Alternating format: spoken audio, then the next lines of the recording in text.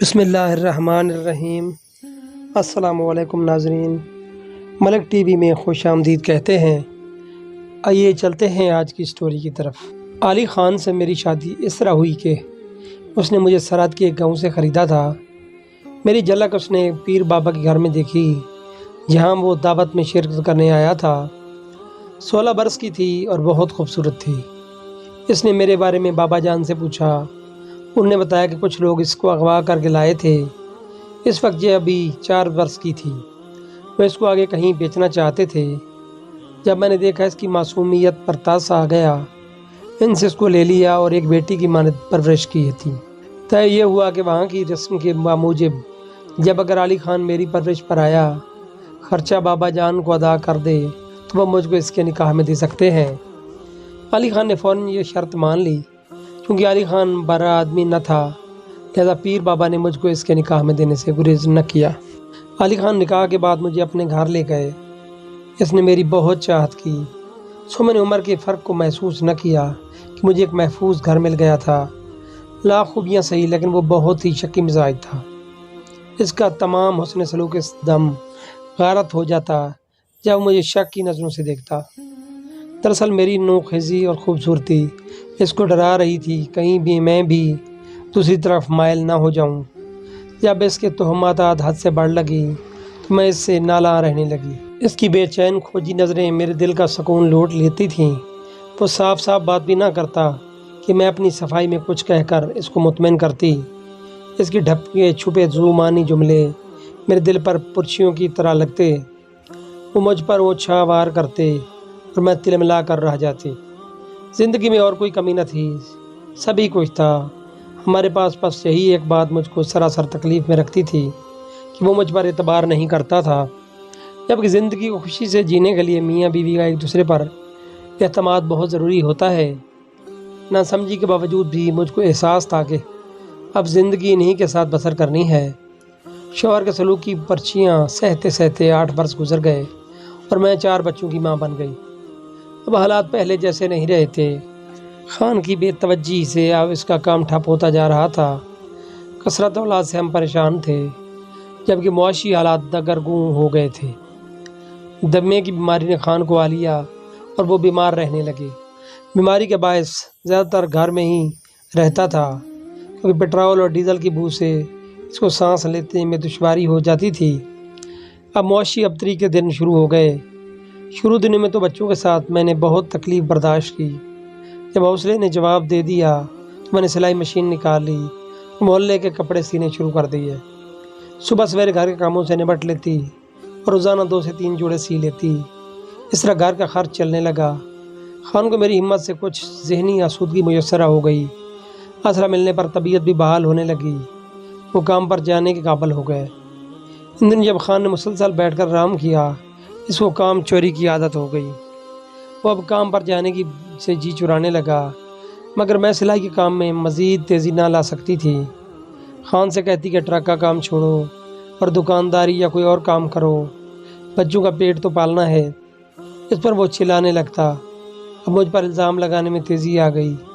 ایسی بات کہہ جاتا کہ میرے تن بدن میں آگ لگ جاتی۔ مثلاً وہ اپنے محلے داروں سے میرے تعلقات جوڑنے لگا، جو میرے دروازے پر کپڑے دیے جاتے یا سلے ہوئے کپڑے لینے آتے تھے۔ حالانکہ میں ان سے پردہ کرتی تھی، مگر یہ مجھ کو دباؤ میں رکھنے کے لیے فرضی کہانیاں گھڑ لیتا جو خود خان کے ذہن کی پیداوار ہوتی تھی۔ پہلے بات مجھ تک جاتی تھی اور میں اس کی عادت سمجھ کر برداشت کرتی جاتی، مگر اب وہ دوسروں کو بھی بستانے لگا تو میں احتجاج کرتی۔ تب مجھ پر گالیوں کی بوچھاڑ شروع ہو جاتی۔ محلے والے بھی یہ جانتے تھے کہ مینا شریف عورت ہے، اس بنا پر وہ میری قدر بھی جانتے تھے۔ کیوں تو خان کے بہانوں پر مجھ کو پریشان ہونے کی ضرورت نہ تھی، کیونکہ میرا ضمیر مطمئن تھا۔ دل میں روشنی ہو تو دنیا کے اندھیرے کچھ نہیں بگاڑ سکتے۔ کاش میں اس نکتے کو سمجھ لیتی تو شاید اس طرح نہ بھگتتی، لیکن شوہر کے مغالطات نے اتنا بے سکون کیا، جی چاہتا کہ ہر وقت گھر سے نکلی رہوں یا پھر گھر سے بھاگ ہی جاؤں اور دوبارہ اس دہلیز پر قدم نہ رکھوں۔ آہستہ آہستہ اس زہر نے میرا اثر دکھانا شروع کر دیا اور کسی لمحے انتقام لینے کا جذبہ میرے اندر سر اٹھانے لگا۔ آخر خان کیوں نہ حق مجھ کو غیر مردوں سے جوڑتا ہے، جبکہ میں نے کبھی نہ ان کو دیکھا ہے اور نہ ہی انہوں نے میرے کوئی جھلک دیکھی ہے، مگر میں محنت کر کے کماتی ہوں تو اس کو سکھ پہنچانے کے لیے اور اپنے بچوں کا پیٹ پالنے کے لیے۔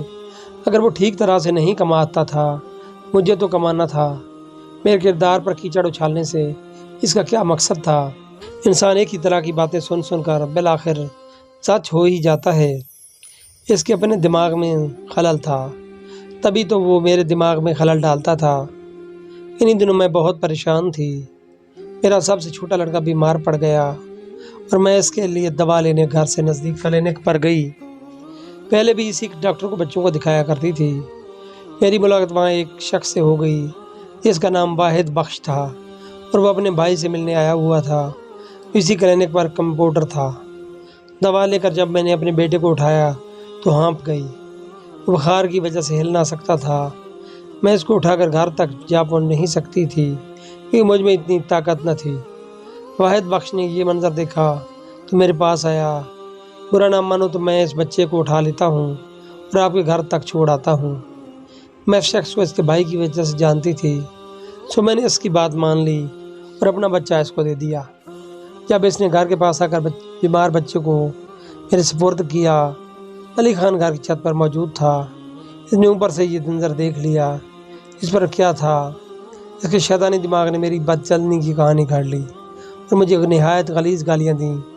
میں نے کہا 5 برس کا بچہ ہے، میں اس کو اٹھا نہیں سکتی تھی، اور تم کو اتنی غیرت ہے تو خود کیوں نہیں بیٹھے وہ ڈاکٹر کے پاس لے گئے، یا تو تم میرے ہمراہ ہی چلتے، اب کیوں تم کو اتنا طیش آ گیا ہے؟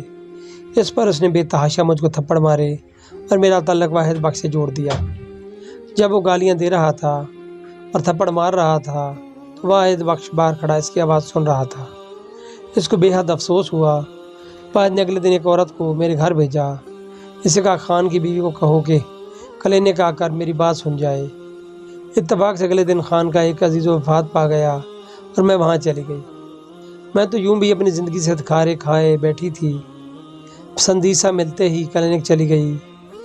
مجھ سے کہا کہ تم ایسے شخص کو چھوڑ کیوں نہیں دیتی جبکہ وہ تمہارے ساتھ اس طرح ظالمانہ سلوک سے پیش آتا ہے؟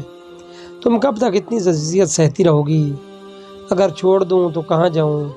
میرا تو کوئی نہیں ہے۔ پیر بابا نے نکاح کے وقت میرا خرچہ خان سے لے لیا تھا تو میں اس کے پاس چلی جاتی، لیکن اب میں وہاں بھی جانے کا حق نہیں رکھتی۔ پھر میں 4 بچوں کی ماں ہوں، گھر کو کیوں کر چھوڑ سکتی ہوں؟ کون ہے جو مجھے پناہ دے گا؟ میں تم کو پناہ دوں گا، اس نے کہا۔ ڈرو نہیں اور خود کو اس طرح ظلم کے انگاروں پر مت جلاؤ۔ زندگی ایک خوبصورت چیز ہے، یہ ہمیشہ رونے دھونے اور اذیت برداشت کرنے کے لیے نہیں ہے۔ اس سے مجھ کو واحد بخش کی باتیں بری لگیں، مگر جب گھر آ کر غور کیا تو لگا کہ وہ صحیح کہہ رہا ہے۔ کسی شکی مرد کے ساتھ وہ لمحہ رہ کر لمحہ مرنے سے ایک دن کا مر جانا بہتر ہے۔ بہرحال انسان رفتہ رفتہ قدیم سوچوں کی گرفت سے آزاد ہو پاتا ہے۔ میں تو پھر بھی عورت تھی۔ میں نے خان سے علیحدگی کا فیصلہ کرنے میں 5 برس لگا دیے۔ واحد بخش نے میرا خیال نہ چھوڑا۔ بالآخر میرے دل نے واحد کے حق میں فیصلہ دے دیا۔ خان نے مجھ کو خرید کر نکاح کیا تھا۔ میں اس کی ملکیت تھی، جانتی تھی کہ اس سے طلاق لینا آسان نہیں ہے۔ واحد بخش نے اس رقم کا بھی انتظام کر دیا اور اپنا گھر فروخت کر دیا۔ اس نے بیوی اور بچوں کو کرائے کے گھر میں منتقل کر دیا، جس پر اس کے سالے ناراض ہو گئے۔ انہوں نے اس سے پوچھا کہ تم نے مکان کیوں فروخت کیا ہے؟ فروخت کیا بھی ہے تو رقم کدھر ہے؟ یوں ان لوگوں نے میرے اور واحد بخش کے تعلق کا کھوج لگا لیا۔ اب واحد کو 2 موضوع پر جنگ لڑنا تھی۔ ایک جانب وہ کورٹ میں میری طرف سے خلا کا کیس لڑ رہا تھا، دوسری جانب بیوی کے رشتہ داروں سے نبرد آزما تھا۔ مجھے بھی طلاق کا فیصلہ لینا مہنگا پڑا تھا۔ بچوں سے جدائی اور واحد بخش کو بھی قربانی دینی تھی، یعنی اپنی بیوی اور بچوں سے جدائی۔ کوئی سوچ بھی نہ سکتا تھا کہ مجھ سی عورت جو 4 بچوں کی ماں تھی کسی دوسرے شخص کے عشق میں گرفتار ہو کر بچے چھوڑ دے گی اور طلاق لے لے گی۔ خود میں بھی ایسا نہیں سوچ سکتی تھی، لیکن خان کے گندے خواتانوں نے میرا دماغ الٹ دیا تھا۔ واحد بخش نے خاندانی جھگڑے مول لیے۔ بالآخر اس کی بیوی روٹھ کر میں کے چلی گئی اور میں نے بھی گھر بار چھوڑا اور طلاق حاصل کر لی۔ جس مقصد کے لیے اتنی قربانیاں دیں وہ مقصد حاصل ہو گیا، یعنی میں نے واحد بخش سے شادی کر لی۔ سمجھ رہی تھی کہ واحد سے شادی کر کے مجھ کو معراج حاصل ہو گئی ہے، مگر ایسا نہیں تھا۔ شادی کے تھوڑے دنوں بعد ہی ہم دونوں کے سر سے اشک کا بخار اترنے لگا۔ میں نے جب کر پایا تو پتہ چلا کہ علی خان شکی ضرور تھا، مگر وہ کم ظرف نہ تھا، جبکہ اس قدر واحد بخش نکلا۔ یہ تو اس قدر کم ظرف نکلا کہ میرے ذریعے سے دولت کمانے کی ٹھان لی، کیونکہ میں ابھی تک خوبصورت تھی۔ اس نے اپنے ضمیر سے گناہ اور ثواب کی تمیز ہٹا دی تھی۔ وہ افسروں کا خوش آمدی اور بالا خانے کا رسیہ تھا۔ خبر نہ تھی کہ وہ بد اخلاقی طور پر ایک مفلس انسان ہے۔ اس نے تو مجھ کو بالا خانے کی سیر کرا کر دی، اپنے اشاروں پر نچایا۔ اب میں پلٹ کر خان کے پاس بھی نہ جا سکتی تھی۔ خلا کے بعد اس نے واحد بخش سے مطالبہ کیا تھا کہ مجھ کو وہ رقم لوٹا دو جو میں نے اس کی قیمت کے طور پر ادا کی تھی، ورنہ میں تم کو سکون نہیں لینے دوں گا اور گولیاں مار کر دم لوں گا۔ اپنے مکان کی فروخت سے ملی رقم واحد بخش نے علی خان کو دے کر اس سے پیچھا چھڑا لیا، ورنہ ہم دونوں جانتے تھے کہ اس کے دل میں بدلے کا لاوا سرد نہ ہوگا۔ جب واحد سے میرا نکاح ہوا، اس کے تن پر ایک جوڑا اور لبوں پر میرا نام تھا۔ اس کے پاس کچھ نہ تھا۔ اس خسارے کو پورا کرنے کے لیے اس کمزاد نے محبت کرنے کی بجائے میری آخرت گناہوں سے بھر دی۔ وہ کہتا تھا کچھ رقم جمع ہو جائے گی تو میں کوئی کاروبار کر لوں گا کہ تم اس غلط روش پر نہیں چلو گی۔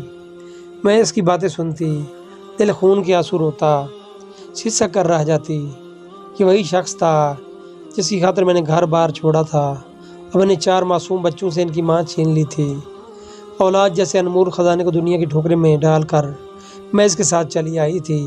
اب یہ میری قربانی نیلام کر رہا تھا۔ مجھ کو یہی کام کھائے جا رہا تھا کہ میرے نازک پھولوں جیسے بچے جن کے چہروں پر مسکراہٹ پھیلتی تھی اب کس حال میں ہوں گے۔ وہ تو ہر دم میرا آنچل پکڑے رنگین تتلیوں کی مانند میرے گرد منڈلاتے رہتے تھے، اور جسی بے رحم ماں نے ان کو محرومی کے اندھیروں میں دھکیل دیا تھا۔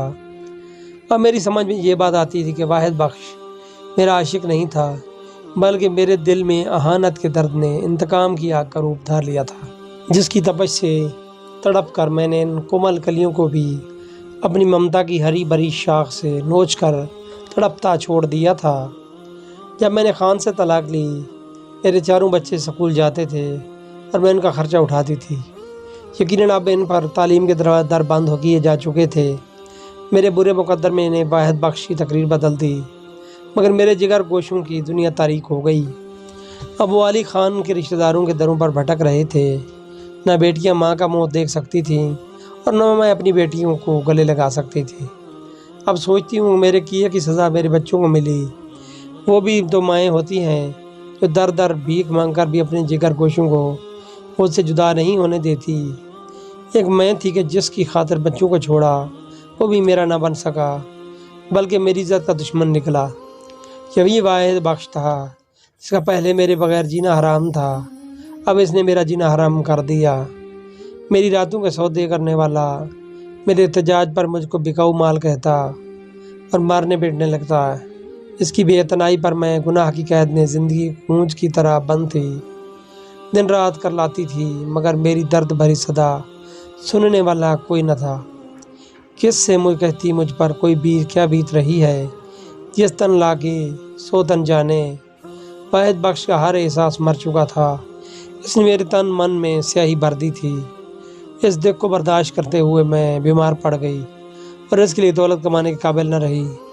میں اس کو اپنا مقدر نہیں کہہ سکتی تھی، کیونکہ اس تقدیر کو میں نے خود اپنے ہاتھوں سے لکھا تھا۔ سوچتی تھی کہ جب تک جیوں گی سکون نہیں پا سکوں گی۔ میں نے بھی تو بہت دلوں کا سکون لوٹا تھا۔ مجھ کو اپنے معصوم بچوں کی آہ لگ گئی تھی۔ آج میں خود کو مظلوم اور ستائی ہوئی کہتی تھی، مگر واحد بخش کی باتوں میں آ کر میں نے بھی کتنے کو ستایا تھا۔ علی خان کا گھر جیسا بھی تھا میرا گھر تھا۔ وہ اپنی شکی طبیعت کی وجہ سے مجھے ستاتا تھا تو پیار بھی دیتا تھا۔ جب بیمار نہ تھا تو اس کے پاس پیسے کی کمی نہ تھی۔ اس نے میری ہر خواہش پوری کی، مجھے پھولوں کی طرح رکھا تھا۔ میں نے بڑی لگن سے ایک چھوٹا سا آشیانہ بنایا تھا، مگر میری بے صبری نے اس کو پھونک ڈالا۔ اس کی بربادی سے اب دل سے دھواں اٹھتا ہے۔ خان کو بھی احساس ہو گیا کہ اس نے میرے ساتھ ناانصافی سے کام لیا۔ خود کو اور مجھے شک کے علاوے میں ڈال کر بے وفائی کی راہ دکھائی۔ میری بے وفائی سے نیم جان ہو گیا۔ مجھے ایسا بھی تھا اس نے مجھ کو بھی کبھی غیروں کا پہلو گرمانے کو نہ کہا تھا، جبکہ واحد بخش نے محبت کے نام پر میری حیا کو بھی برے بازار میں فروخت کر دیا۔ سچ ہے کہ شادی شدہ عورت اگر دکھ سکھ سہ لیتی ہے تو اپنے بچوں کی بہت سی تکلیفوں سے بچا لیتی ہے۔ غیر مرد کی باتوں میں آنا اکثر تباہی کی راہ سے جانا ہوتا ہے، کیونکہ واحد بخش جیسے مرد عورتوں کو پاؤں کی جوتی سمجھتے ہیں۔ میرے بیمار پڑ جانے کے کچھ عرصہ بعد واحد بخش ایک نئی جوتی خرید لایا۔ نئی کمائی سے زندگی اور اچھی گزرے گی۔ میں اس شرمناک زندگی کو اچھی طرح نہیں گاتا تھا۔ بہت دن سوچنے کے بعد میں نے ہمت کی اور پیر بابا کے پاس کسی طور پر سندیسہ بھجوایا۔ سندیسہ ملتے ہی انہوں نے منہ بولے بیٹے تیمور خان کو میرے پاس بھیجا کہ وہ خود بہت بوڑھے ہو گئے ہیں۔ جب واحد بخش موجود نہ تھا میں اسی گھر سے تیمور خان کے ساتھ چلی گئی۔ پیر بابا نے تب میری جان اس گرے ہوئے انسان سے چھڑائی، مگر مجھے پھر سے اپنے پاس رکھ لیا۔ میں ایک بیٹی کی طرح ضعیفی میں کافی عرصہ ان کی خدمت کرتی رہی، بچوں سے ملنے کو تڑپتی تھی۔ ایک روز پیر بابا علی خان کے پاس گئے اور میرے دونوں لڑکے ان سے لے آئے۔ میں نے بیٹوں کو تو نہ بھیجا مگر لڑکوں کو بھیج دیا۔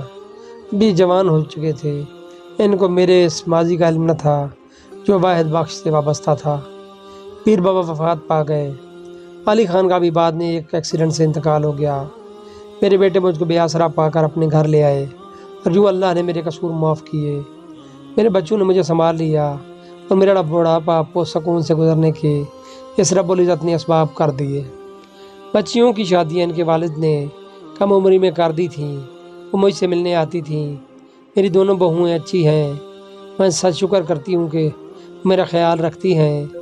اب میں کوئی خلش نہیں، بس ایک خلش ہے۔